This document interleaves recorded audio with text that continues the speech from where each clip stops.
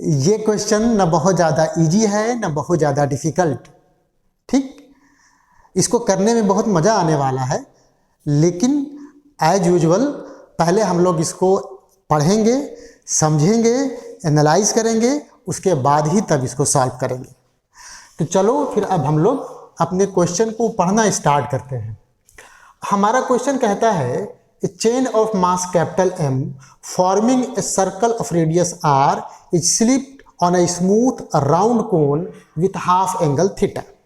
ठीक है, हमारे पास एक कोन है, ये है राउंड कोन। राउंड कोन का मतलब ये हो गया कि इसका जो बेस है वो सर्कुलर है ना शेप में है, राइट। ये स्मूथ है, स्मूथ होने का मतलब कि ये इसके कांटेक्ट में जो भी कोई बॉडी आएगा उस पर फ्रिक्शनल फोर्स अप्लाई नहीं कर सकता। इसका जो है हाफ एंगल का मतलब ये सेमी वर्टिकल एंगल है, ये थीटा गिवन है। ठीक है, और हमारे पास एक चेन है जिसका मास है कैपिटल M और वो एक सर्कल के फॉर्म का है जिसका रेडियस है R। उसको हमने इसके ऊपर ऐसे स्लिप करा दिया है। जब हम लोग इसको स्लिप करा देंगे तो ऑब्वियस सी बात है कि वो कुछ ऐसे जा कर के यहाँ पर फंस जाएगा, है ना। ये थोड़ा सा हमने ऐसे बना दिया, ये फंस जाएगा। अगला इंफॉर्मेशन है find the tension of the chain if it rotates with constant angular velocity omega about A vertical axis coinciding with the symmetry axis of the cone. अगर हमारा चेन एक कांस्टेंट एंगुलर वेलोसिटी ओमेगा से rotate करना start कर देता है ना, उस एक्सिस के अबाउट जो हमारे कोन के एक्सिस से कोइंसाइड करता है। कहने का मतलब ये हो गया कि ये अपना एक्सिस है और इसी एक्सिस के अबाउट हमारा चेन ऐसे घूमना स्टार्ट कर दिया कांस्टेंट एंगुलर वेलोसिटी ओमेगा से। ठीक है, अब हमें क्या करना है, हमें अपने चेन में कितना टेंशन आया उसको फाइंड आउट करना है। तो देखो, हमने आपको पहले भी इस तरह के क्वेश्चन सॉल्व करके दिखाए हैं, ये भी है ना काफ़ी मज़ेदार है, इजी सा है। तो देखो कैसे करते हैं हम लोग इसको। हम ऐसा करते हैं कि हमने सबसे पहले एक रेफरेंस फ्रेम ले लिया। ठीक है, हमारा रेफरेंस फ्रेम कैसा है, rotating with constant angular velocity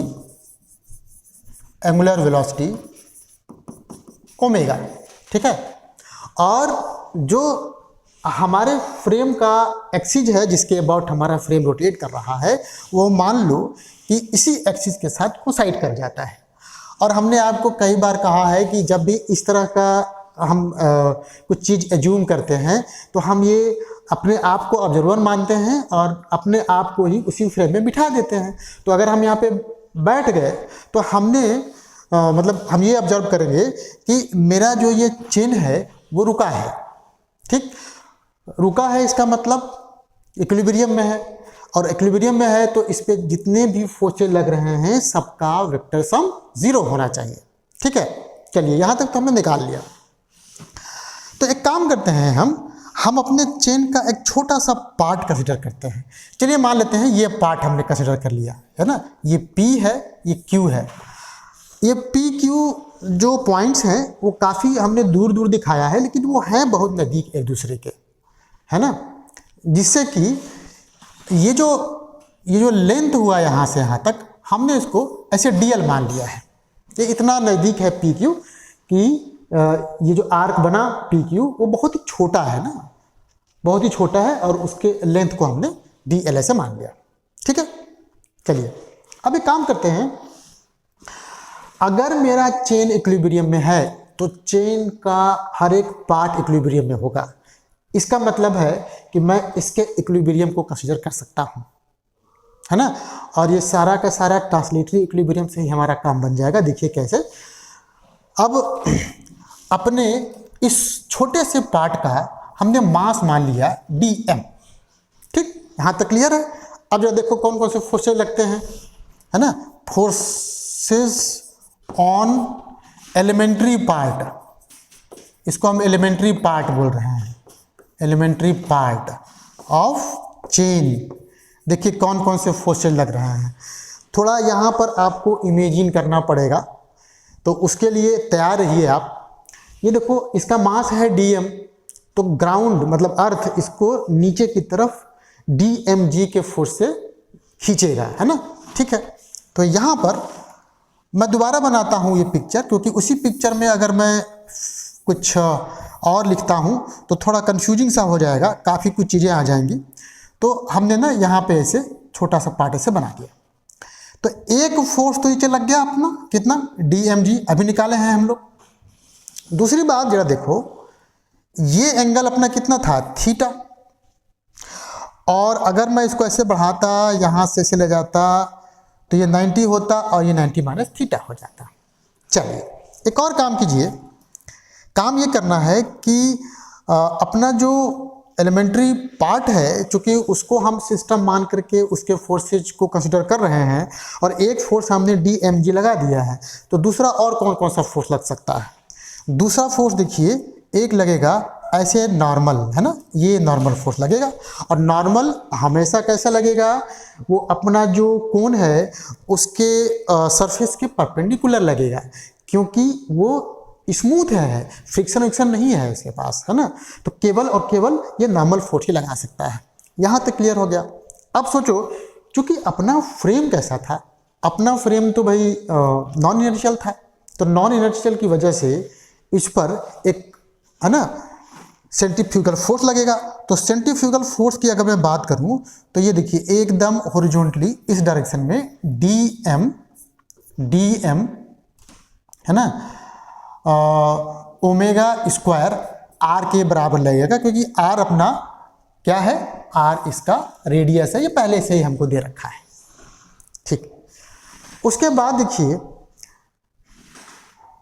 चूँकि अपना जो चेन है वो नीचे गिरने की कोशिश करेगा और यहाँ आके अटक गया है, इसका मतलब कि इसमें एक टेंशन भी आ जाएगा। और सिमेट्री ये बताता है कि अपने चेन के हर एक पॉइंट पर टेंशन सेम रहेगा, तो इस पर टेंशन भी आ जाएगा। अच्छा, अब टेंशन ही निकालना है हमको बेसिकली।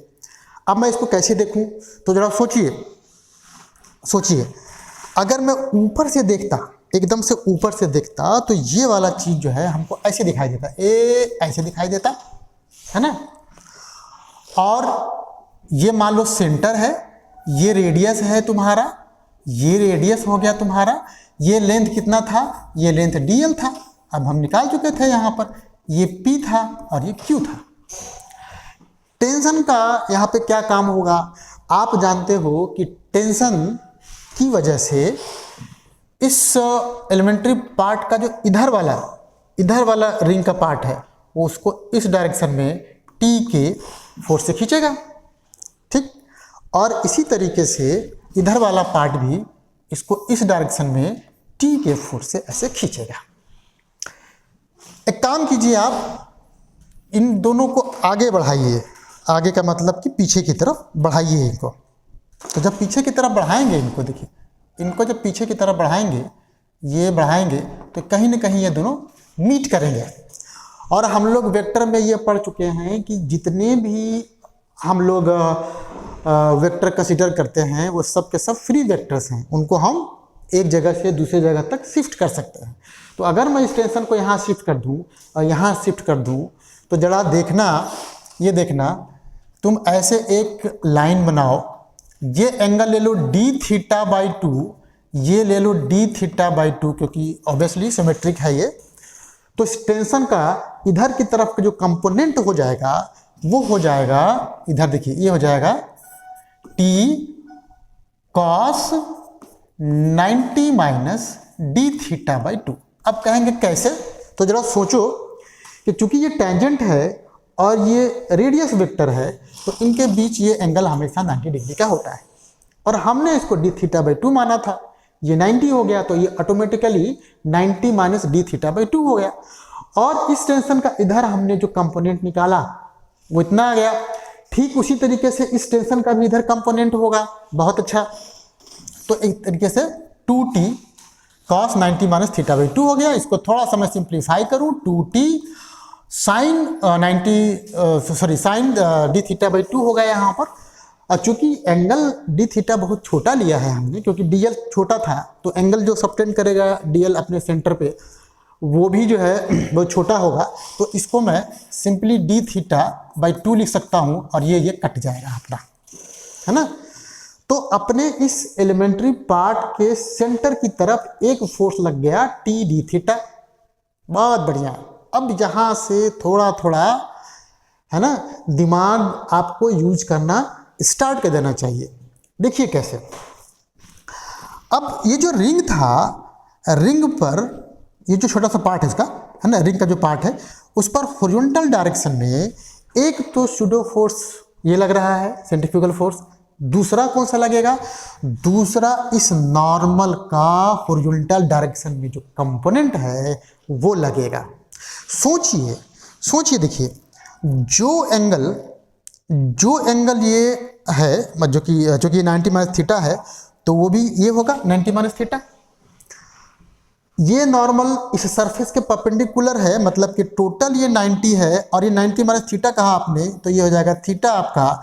इसका मतलब n का इस डायरेक्शन में कंपोनेंट हो जाएगा n cos थीटा, और हॉरिजॉन्टल डायरेक्शन में ये कंपोनेंट इसको बैलेंस करेगा, क्योंकि ये जो टेंशन की वजह से नेट रिजल्टेंट फोर्स लग रहा है अपने एलिमेंट्री पार्ट पर, वो चेन के, है ना, सेंटर की तरफ है और ये सेंटर से बाहर की तरफ है। तो ये दोनों फोर्स एक दूसरे को बैलेंस करेंगे। अगर ये पार्ट हमारा इक्विलिब्रियम में रहना है तो ये बैलेंस कर दिया। तो यहाँ से मेरे पास बहुत ही प्यारा सा एक रिलेशन निकल गया। वो हो गया कितना था, 2 तो कट गया था, 2 कट गया था। ये आया था सिंपली आपका T d theta equals to ये n cos theta plus omega square r और ये dm, ठीक है, एक निकल गया। हमने क्या किया है? हमने कुछ भी नहीं किया है। हमने बेसिकली इस एलिमेंट्री पार्ट पे लगने वाले सारे फोर्सेज के हॉरिजॉन्टल कंपोनेंट को, है ना, बैलेंस कर दिया है। ठीक। अच्छा, इसमें अब समस्या क्या आ गया? अब यहाँ पर n आ गया। जब तक n नहीं हटेगा तब तक मेरा टेंशन नहीं निकलेगा। तो एक काम ये भी करते हैं कि चूंकि हमारा चेन वर्टिकली अप या डाउन भी मूव नहीं कर रहा है, इसका मतलब ये हो गया कि इस n का जो इधर की तरफ कंपोनेंट लोगे, ये कितना हो जाएगा? ये हो जाएगा n साइन थीटा। ये इसको बैलेंस करेगा।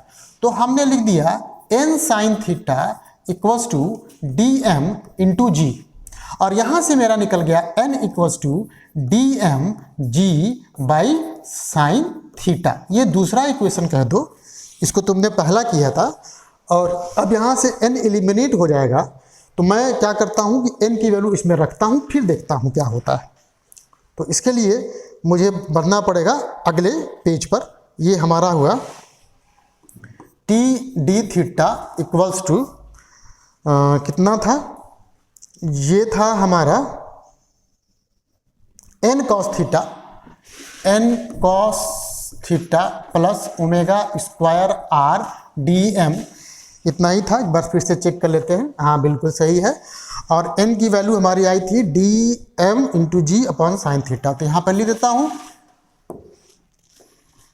यहाँ पे मैं लिखता हूँ dm g by sine theta, और ये कॉस थीटा पहले से था, ओमेगा स्क्वायर r dm।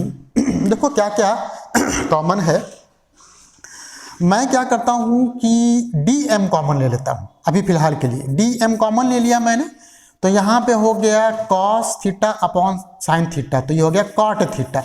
अच्छा, g भी कॉमन ले लो, है ना। शायद मेरे ख्याल से आंसर में g भी बाहर लिखा हुआ है, तो हमने g भी कॉमन ले लिया। अच्छा, यहाँ पे तो g था ही नहीं, तो मैं g से मल्टीप्लाई करूँ, डिवाइड करूँ, और इस तरीके से ओमेगा स्क्वायर r अपॉन जी, ये मेरा ऐसे ब्रैकेट में आ जाएगा। T d theta.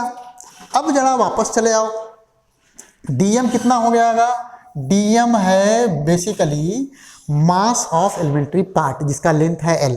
अगर मैं मास पर यूनिट लेंथ निकालूँ, है ना, मास पर यूनिट लेंथ, तो हो जाएगा कैपिटल M अपॉन 2 पाई r।